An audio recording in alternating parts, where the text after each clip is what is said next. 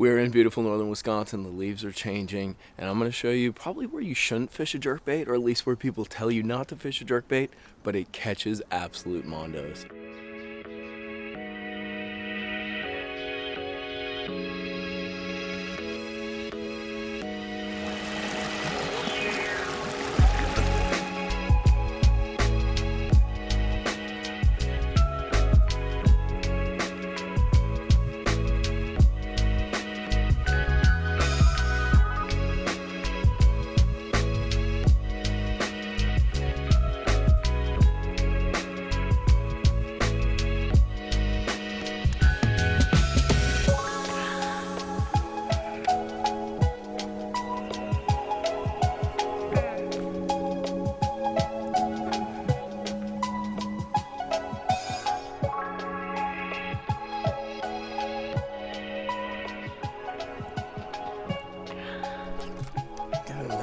That's a freaking big one. Yeah, oh golly. Oh dear. He's got it, dude. Oh god, I shouldn't do this, but I did. Oh my god, that is a great, giant, big freaking smallmouth, dude. Stout. Freaking smallmouth, dude. And this is the technique that I was kind of teasing to you in the other video. I can't take full credit. It's kind of a lot of different things coming together, and I'm gonna explain it to you. But dude, when you have inactive fish, it absolutely triggers them. Check this smallmouth out, dude. Look at that thing. That is a brawny smallmouth. 443, dude. What an absolutely beautiful fish, though. We're gonna get this thing back. Do a little dance for me. Bye-bye. I still see you down there. Kind of naughty, right? So what are we doing and what's happening? So that is a Berkeley stunner, right? The reason, look at all the teeth marks, dude. Do you see all those? So a jerkbait's great for triggering neutral fish. My buddy Jacob swears by it. I've literally had him school me on fish that just, they won't bite. They're not happy, they're not sad, they're neutral, dude. And it's a way to kind of trigger them to bite. It's becoming more and more apparent that 365 days of the year, this old jerkster can do the job. It catches fish, and especially with the guys fishing forward facing and live scope and that so much, it's a huge tool. Now, what we are doing differently here is, if you guys have paid attention to the channel, you've seen I fish the Bait Sanity Chimera as well as the Chad Shad quite a bit, and I'm actually fishing it sort of non-traditional. I'm sinking it down and fishing it for basically suspended fish, but I'm fishing it deeper than it's supposed to be fished. And that's exactly what we're doing with this jerkbait. The reason I have the stunner tied on is, unlike other jerkbaits or most other jerkbaits, it is a slow sinking jerkbait. And when I say slow sinking, I mean like a foot every 3 to 4 seconds. It takes forever, but it does sink down. So what I'm doing is I'm looking for structures, I'm looking for suspended fish, I'm looking for bottom stuff, you know, maybe a point that has rock on it, you know, just your classic things.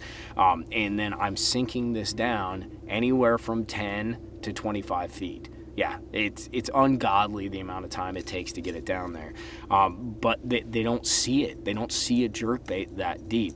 And then I'm basically using it to trigger, almost like I did with that Chad Shad, you know, that chop retrieve. Especially, I'm fishing for smallmouth. I'm in northern Wisconsin. I wanted something like the Chad Shad because these fish are being super neutral, super tough, super inactive. Wanted something like the Chad Shad, but a little smaller package. So this jerkbait is the perfect presentation. It's a smaller, more bite-sized portion for these smallmouth, but I can get that same reactive action on it. Twitch, twitch, kill, let it slow fall, let them all kind of group up around it. And that's exactly what's happening. And I'm able to trigger some of these neutral fish, including, I mean, you saw like some of these mondo fish to actually bite. Now say you don't want to buy a stunner and you got a favorite jerkbait. I have lots of favorite jerkbaits. You see all of them?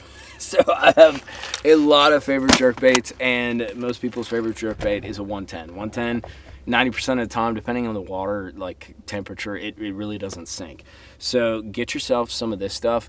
This is lead wire, and I'd highly recommend, do not wait to get this till winter or early spring when you actually need it, because every time I've tried to buy it in that period, it is gone from Tackle Warehouse. This is 0.30 size. I'll put links to all this stuff down on Tackle Warehouse. So you got your favorite 110. I would recommend not using any standard jerkbait. You need to use like a +1, you know, like a deeper diving style jerkbait, because the whole concept behind this is we're putting a jerkbait where it doesn't belong, which means deeper than where you usually fish a jerkbait. And all you do with that lead wire is basically, I got one that I already rigged up. This is a 110 +1. You're wrapping it around the hook shanks. I like to put more on the front, and you use minimal amounts. You don't want to use a lot.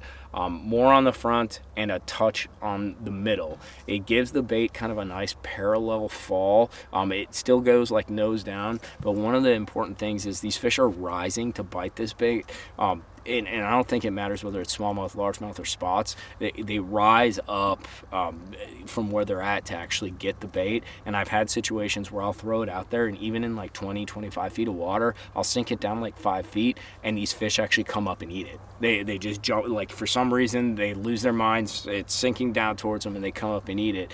And I don't think they'd be as apt to do that if this bait was going down like that. I think that semi-horizontal, like a 45-degree fall, is important just in case you get that bite on the slow fall or on that sink, that initial sinking it down. Standard application is you cast it past the target, you cast it past where you're thinking, because oftentimes you get a little bit of sway if you have some wind, and that bait's going to kind of blow back towards you a little bit.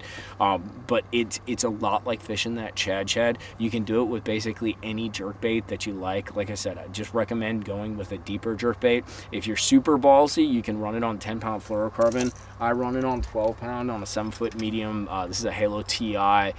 This is actually an 821 reel. I like a super fast reel because I can pick up line. You find that you get in some kind of funky predicaments with your line when you're actually fishing a jerkbait this deep. So sometimes you can get bows in your line. Sometimes you forget, or you not forget, but you don't know where your bait's at, and you need to pick up a lot of slack line. So I use an extra fast reel, but it's standard jerkbaiting, deeper, and with a little bit of a twist. You know, you're actually sinking that thing down, and it's kind of cool. The fish haven't seen it. It's a lot like glide bait, chop glide fishing, and it really triggers these neutral fish that we run into that just will not react, will not interact, engage with anything. Like that's the jerkbait fish. That's when you get out that jerkbait to absolutely trigger them. Hope you guys enjoyed this video. I know I enjoyed catching that Mondo smallmouth, so I want to go catch some more. Hit that like and subscribe button for me. And if you guys got anything to add to this video, I know a lot of guys look for tips and tricks in the comments and like to offer kind of their 2 cents if they've done some cool jerkbait mods. Throw them down in the comments box, dude. Make it a community. Talk, share, have everybody, or help everybody to catch more fish and kind of learn more. We'll see you back out on the water though. Till then, tight lines.